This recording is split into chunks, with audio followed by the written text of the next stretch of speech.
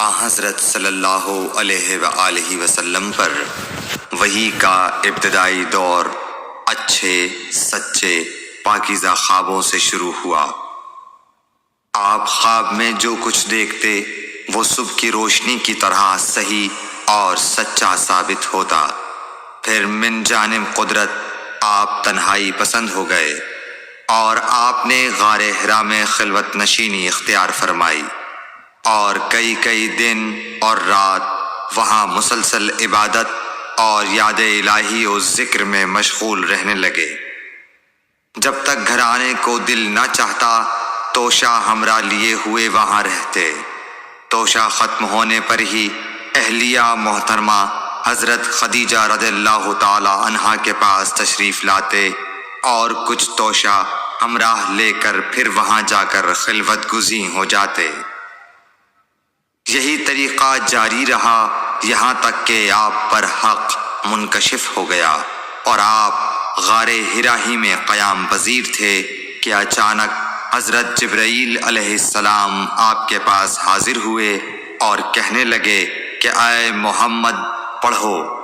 آپ فرماتے ہیں کہ میں نے کہا کہ میں پڑھنا نہیں جانتا۔ آپ صلی اللہ علیہ وسلم فرماتے ہیں کہ فرشتے نے مجھے پکڑ کر اتنے زور سے بھینچا کہ میری طاقت جواب دے گئی۔ پھر مجھے چھوڑ کر کہا پڑھو۔ میں نے پھر وہی جواب دیا کہ میں پڑھا ہوا نہیں ہوں۔ اس فرشتے نے مجھ کو نہایت ہی زور سے بھینچا کہ مجھ کو سخت تکلیف محسوس ہوئی۔ پھر اس نے کہا کہ پڑھ۔ میں نے کہا میں پڑھا ہوا نہیں ہوں۔ فرشتے نے تیسری بار مجھ کو پکڑا اور تیسری مرتبہ پھر مجھ کو بھینچا۔ پھر مجھے چھوڑ دیا اور کہنے لگا کہ پڑھو اپنے رب کے نام کی مدد سے جس نے پیدا کیا اور انسان کو خون کی پھٹکی سے بنایا۔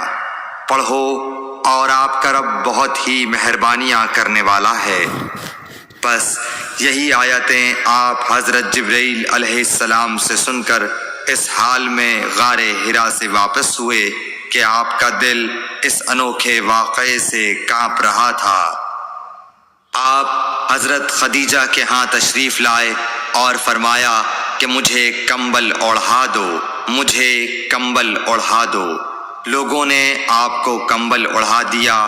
جب آپ کا ڈر جاتا رہا تو آپ نے اپنی زوجہ محترمہ حضرت خدیجہ رضی اللہ تعالی عنہا کو تفصیل کے ساتھ یہ واقعہ سنایا اور فرمانے لگے کہ مجھ کو اب اپنی جان کا خوف ہو گیا ہے۔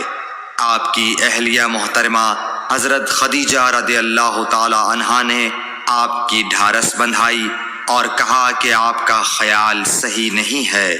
اللہ کی قسم آپ کو اللہ کبھی رسوا نہیں کرے گا۔ آپ تو اخلاق فاضلہ کے مالک ہیں۔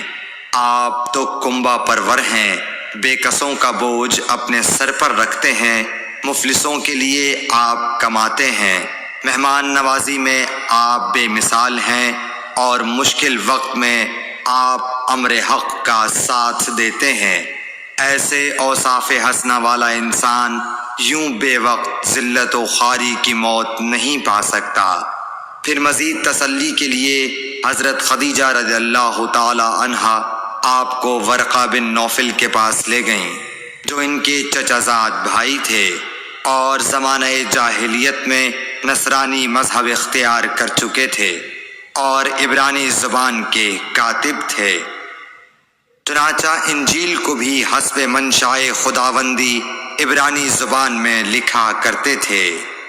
انجیل سریانی زبان میں نازل ہوئی تھی، پھر اس کا ترجمہ عبرانی زبان میں ہوا۔ ورقہ اسی کو لکھتے تھے۔ وہ بہت بوڑھے ہو گئے تھے، یہاں تک کہ ان کی بینائی بھی رخصت ہو چکی تھی۔ حضرت خدیجہ رضی اللہ تعالی عنہا نے ان کے سامنے آپ کے حالات بیان کیے اور کہا کہ اے چچا زاد بھائی، اپنے بھتیجے محمد صلی اللہ علیہ وسلم کی زبانی ذرا ان کی کیفیت سن لیجئے۔ وہ بولے کہ بھتیجے آپ نے جو کچھ دیکھا ہے اس کی تفصیل سناؤ۔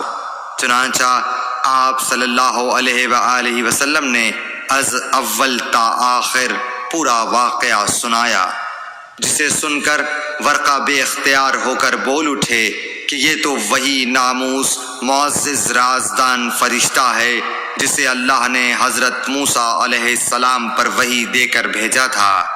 کاش میں آپ کے اس عہد نبوت کے شروع ہونے پر جوان عمر ہوتا، کاش میں اس وقت تک زندہ رہتا جب کہ آپ کی قوم آپ کو اس شہر سے نکال دے گی۔ رسول کریم صلی اللہ علیہ وآلہ وسلم نے یہ سن کر تعجب سے پوچھا کہ کیا وہ لوگ مجھ کو نکال دیں گے، حالانکہ میں تو ان میں صادق و امین و مقبول ہوں۔